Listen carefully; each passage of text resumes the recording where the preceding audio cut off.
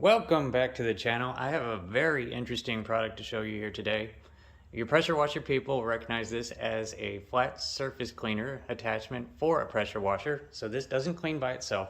You have to attach it to a pressure washer. And what it does, if you don't know, basically what happens is you attach your high pressure water line to the top. High pressure goes down the hose to the housing, and I've got this one turned upside down so I can show you how it works. And the high pressure comes through the pipe and to these two heads, and they're at a little bit of an angle, which forces them to spin around in a circle, kind of like a lawnmower. And so it does a cleaning pattern as you walk along, just kind of like a lawnmower.